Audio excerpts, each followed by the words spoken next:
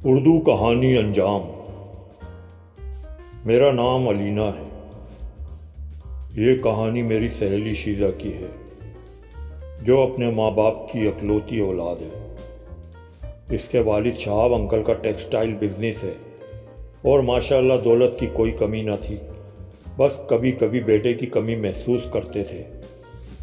شیزہ میری سہیلی کم اور بہن زیادہ ہے۔ شاید اس کی وجہ یہ بھی تھی کہ جب میں اور شیزہ فرسٹ ایئر میں تھے تو نسرین آنٹی اچانک ہارٹ اٹیک کے سبب اللہ کو پیاری ہو گئی، تو شیزہ بہت اداس رہنے لگی تھی، پڑھنے میں بھی دل نہیں لگتا تھا۔ تو شہاب انکل نے میرے والد سے درخواست کی تھی کہ شیزہ اکیلی ہو گئی ہے تو پلیز علینا تھوڑا ٹائم اس کے ساتھ گزارے گی تو جلد نارمل ہو جائے گی۔ اس وجہ سے میں پہلے سے زیادہ اس کے قریب ہو گئی تھی۔ وقت گزرا تو زندگی اپنے معمول پر آ گئی۔ ہم یونیورسٹی سے فارغ ہوئے تو علینا نے آفس جوائن کر لیا۔ شہاب انکل کو اس کی شادی کی بھی فکر تھی۔ انہوں نے میرے والد سے بھی کہا کہ کوئی شریف لڑکا ہو تو بتانا۔ میرے بھائی نے تو برطانیہ میں ہی شادی کر لی تھی، ورنہ میری خواہش تھی کہ علینا میری بھابھی بن کر ہمیشہ کے لیے میرے ساتھ رہے، پر قسمت کو جو منظور۔ میری تو شادی گھر والوں نے دھوم دھام سے کر دی۔ مجھے شیزہ سے دور ہونے کا بہت افسوس ہوا۔ خیر فون پر تو روز کئی بار بات ہوتی تھی۔ میرے شوہر طارق کو شیزہ اور میری دوستی کا پتہ ہے، وہ خود مجھے ملوانے بھی لے کر جاتے ہیں۔ ایک دن شیزہ نے فون کیا کہ پاپا نے میرا رشتہ دیکھا ہے، اتوار کو تم اور طارق بھائی شام تک آ جانا، وہ لوگ رسم کرنے آ رہے ہیں اور آپ کے والدین کو پاپا نے آنے کا کہہ دیا ہے۔ خیر ہم پہنچ گئے تھے۔ وہ لوگ دیکھنے میں ٹھیک تھے، لڑکا ایک نارمل سی جاب کرتا تھا۔ انکل بولے اب جاب کی ضرورت ہی کیا ہے، یہ بزنس ان دونوں نے ہی مل کر چلانا ہے۔ اور وہ دن بھی آ گیا جب شیزہ رخصت ہو کر سسرال چلی گئی۔ شادی کے بعد بھی ہم ایک دوسرے سے رابطے میں تھے۔ وہ کافی خوش تھی، پر انکل اب تنہا ہو گئے تھے۔ میرے پاپا نے کہا کہ اب آپ بھی شادی کر لو، اس عمر میں ساتھی کی ضرورت پڑتی ہے۔ شہاب انکل بولے ساتھی تو اللہ نے بلا لیا، اب تو اللہ سے توبہ استغفار میں وقت گزارنا ہے، بس پتہ نہیں کب ہمارا بھی بلاوا آ جائے۔ ایک رات شیزہ کا فون آیا کہ علینا، پاپا کے دوست کی کال آئی ہے کہ پاپا کی گولی لگنے سے ڈیتھ ہو گئی ہے۔ میں ہکا بکا ہو گئی اور پوچھا کس نے گولی ماری ان کو؟ وہ روتے ہوئے بولی گاڑی میں پاپا کے ساتھ ان کے دوست بھی آ رہے تھے، تو دوست مارکیٹ سے کوئی چیز لینے اترے، واپس آئے تو 2 بائک سوار بھی آ گئے، گن پوائنٹ پر دونوں سے موبائل، پیسے اور گھڑی چھین لیے اور جاتے ہوئے پاپا کے سر میں گولی بھی مار گئے۔ وہ موقع پر ہی شہید ہو گئے۔ خیر پولیس میں رپورٹ درج ہوئی اور ایک خبر چھپی کہ ایک مقامی بزنس مین نامعلوم ڈکیتوں کی فائرنگ سے دوران ڈکیتی ہلاک۔ تفتیش جاری ہے اور کیس بند۔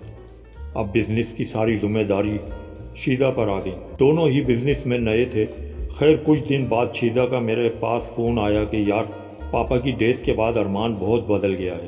میں نے آفس میں ایک لڑکی کے ساتھ بے تکلف انداز میں دیکھ کر سمجھایا کہ یہ مناسب نہیں، سب دیکھیں گے تو کیا کہیں گے، تو اس نے گھر آ کر مجھے بہت برا بھلا کہا اور میرا آفس جانا بند کر دیا کہ میری غیرت گوارا نہیں کرتی کہ تم مردوں کے بیچ رہو۔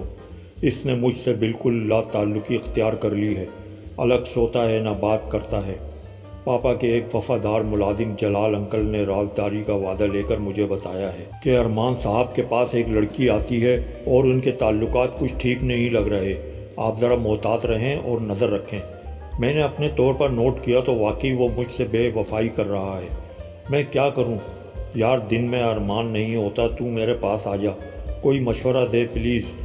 دوسرے دن میں اس کے گھر پہنچی تو شیزہ نے بتایا کہ ارمان نے بنگلے کا باہر والا روم، جس کا دروازہ باہر سے بھی تھا، اس کو اپنے لیے سیٹ کر لیا ہے کہ آفس کا کام گھر پر بھی کرنا ہوتا ہے۔ اس میں مجھے سختی سے آنا منع ہے۔ میں نے کہا شیزہ یہ سب تو کیسے برداشت کر رہی ہے، تیری تو نئی شادی ہے، ابھی زندگی انجوائے کرنے کا وقت ہے، بے رنگ زندگی گزار رہی ہے۔ علینا مجھے ارمان کے اگنور کرنے سے بڑی پریشانی یہ ہے کہ جلال انکل نے مجھے یہ بھی بتایا ہے کہ ارمان صاحب کمپنی کے اکاؤنٹ سے پیسے کسی نادیہ نامی لڑکی کے اکاؤنٹ میں مستقل ٹرانسفر کروا رہے ہیں، اور اکاؤنٹ ڈپارٹ میں دھمکی دی ہے کہ اگر کسی کو بھی بتایا، خاص طور پر شیزہ کو پتہ چلا تو تم لوگوں کا وہ انجام کروں گا جو سوچا بھی نہیں ہوگا۔ شفیق نامی ایماندار لڑکے نے مجھے ہمت کر کے آپ کے لیے پیغام دیا ہے۔ علینا مجھے تو کوئی بہت بڑے خطرے کی بو محسوس ہو رہی ہے۔ میں نے کہا تو ٹھیک کہہ رہی ہے، یہ بتا تیرے پاس اس کمرے کی چابی ہے؟ شیزہ بولی اندر والے کی تو ہے، باہر والے کی ایک وہ اپنے پاس رکھتا ہے، دوسری پتہ نہیں کہاں رکھی ہوگی۔ میں نے کہا اندر والی لاک کھول کے دیکھتے ہیں، کھل گیا تو کام بن جائے گا۔ اور وہ دروازہ آرام سے کھل گیا۔ طارق کی کمپنی میں کام ہی سیکورٹی کیمروں، نیٹ ورکنگ وغیرہ کا ہوتا تھا۔ میں نے کہا کہ کل دن میں اور طارق ایک ہیلپر کے ساتھ آ کر خفیہ کیمرہ اور مائک انسٹال کر دیں گے، پھر اس کی خفیہ حرکتوں کا پتہ چلے گا۔ پروگرام کے مطابق دوسرے دن جلدی طارق نے کام ختم کیا، شیزہ کے موبائل سے کنیکٹ کیا اور ہم نکل آئے۔ دوسرے دن شیزہ کی کال آئی۔ وہ گھبرائی ہوئی آواز میں بول رہی تھی، علینا، جو ثبوت ریکارڈ ہوئے ہیں اس نے میرے ہوش اڑا دیے ہیں۔ یہ ناجائز تعلق اور غبن اس کے سامنے بہت چھوٹے جرم ہیں۔ علینا، تیرا اور طارق بھائی کا بہت شکریہ۔ اللہ نے فرشتہ بنا کر بھیجا تمہیں، اور مجھے مرنے سے اللہ نے بچایا۔ میں نے پریشان ہوتے ہوئے کہا، یار اب جلدی بتا بھی ہوا کیا ہے؟ شیزہ بولی، میں تیرے پاس آتی ہوں، خود دیکھ اور سن لینا۔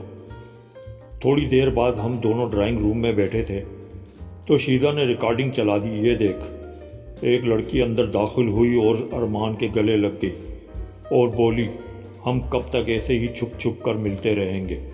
مجھے کچھ پتہ نہیں، بس اب جلدی شادی کر لو۔ ارمان بول رہا تھا، جانو صبر سے کام لو، تم نے تو صرف ایک منگیتر کو راستے سے ہٹایا، میرے سامنے تو 2 ٹارگٹ ہیں۔